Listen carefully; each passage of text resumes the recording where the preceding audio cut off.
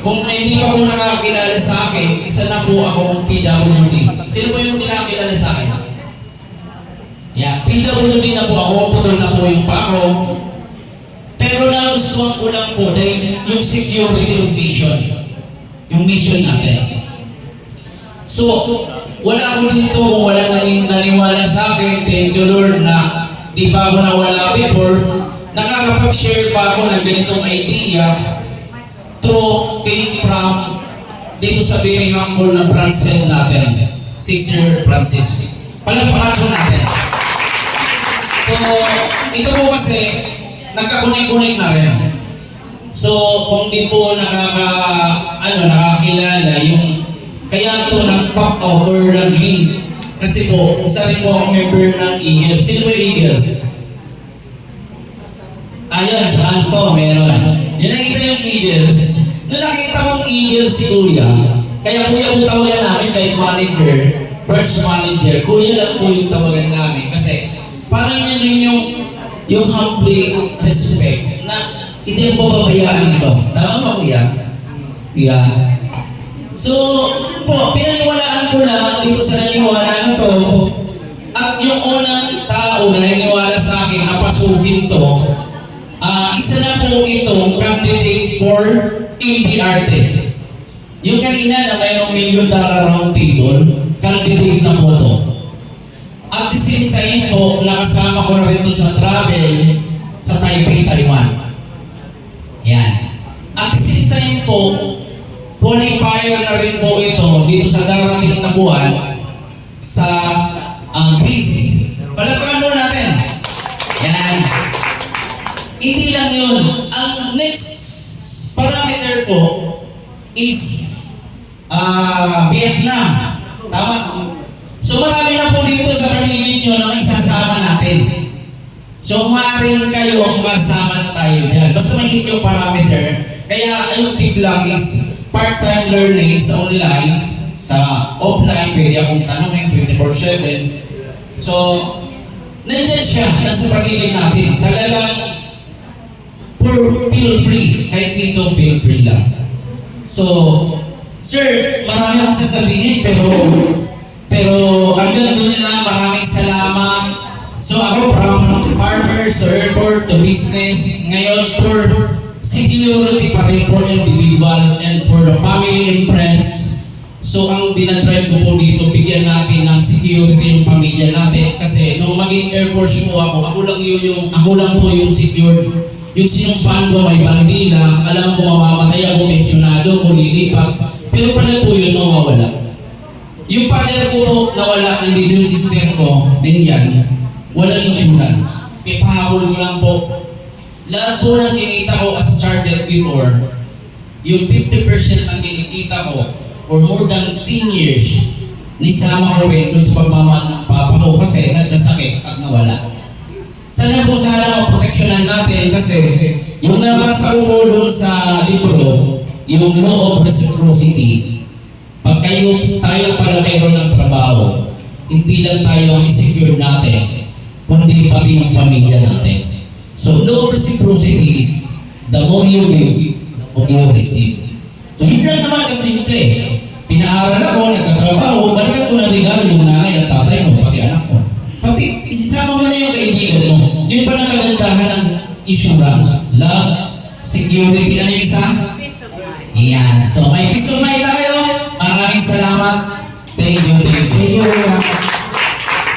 Thank you. So, susunod po, Miss Mike. Yan. Hi. So, tatlong question lang to guys. Then kuya ko tinanong yung isang question. Kay Miss Noemi naman, since dito na tayo sa FWD, sa financial planner or manager, ano naman yung mga na-enjoy mong benefit or mga na-achieve mo na dito? Hi. Diyan pala siya. Ayan, nakakasya kamay. Ayan, overwhelming. Yeah, thank you very much for this opportunity. And then, mga na-achieve po dito sa 7 months, free travel, and yung 15 policies namin ng family ko, free na ni FWD. And imagine mo, di ba, dati na po akong cruise babes, no? Dati din po ang daming daladalang racket, nagpebenta lang kung ano-ano. Basta legit ha, dalawa lang hindi ko kinarir ha.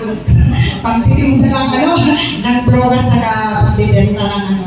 Hindi ko talaga kilala yun. So ito, since nakita ko may potential and noble mission, sabi nga ni Sir Francis, Sir Joben. So this is a noble mission. Sabi nga, kung papasyal ka sa isang friend mo or family relatives mo, ano mas gusto mo? May dala kang 1 bouquet of roses, flowers, or 1,000,000 pataas? Which one kaya ang pinaka-noble mission? Kaya kinakarir ko po, kasi yun ang benefits na nakita ko, and aside from mga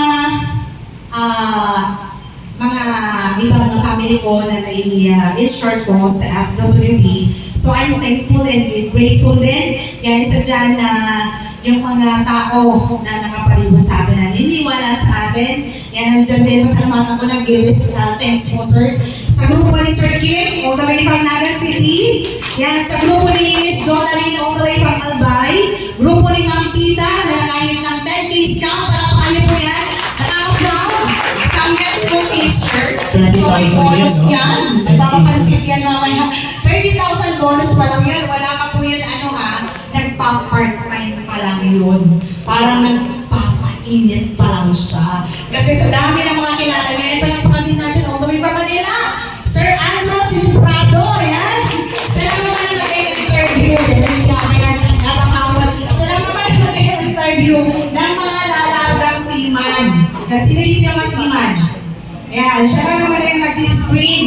Kung sasakay ng barko, siya yung nag-screen kung pasado ka. Pwede kang bakit sakay sa barko. Yan, si Sir Andrew. So, yan yung kabiyak ni Ma'am Tita. And then sa grupo ni Ma'am Tita, Ma'am Jonalyn. Ayan, Ma'am, yan si Miss Ana. Ayan. So, and the group also ni Ma'am Jean. So, grupo ni Ma'am Lailani. Yan. Hintay-hintay lang. Ilang minuto na lang, mapapaswin ko na yung iPad, no? So, palagpakan din natin all the way from Balatan. Alam niyo ba na after ng school niya ng klase, inaabot kami ng alas 10 ng gabi. Mga nanok na kami sa Tupaluwas. Kasi yung mga, ano niya po, yung mga client niya ay available lang paggabi. Kasi teacher po siya. So, she's doing this part-time. And also, palagpakan din natin. Ito, hindi ko talaga ito makakalimutan. Gusto sana kabot ng tubig ko kanina. Wow! Ma'am Grace! Yeah, thank you very much. Alipad ka na.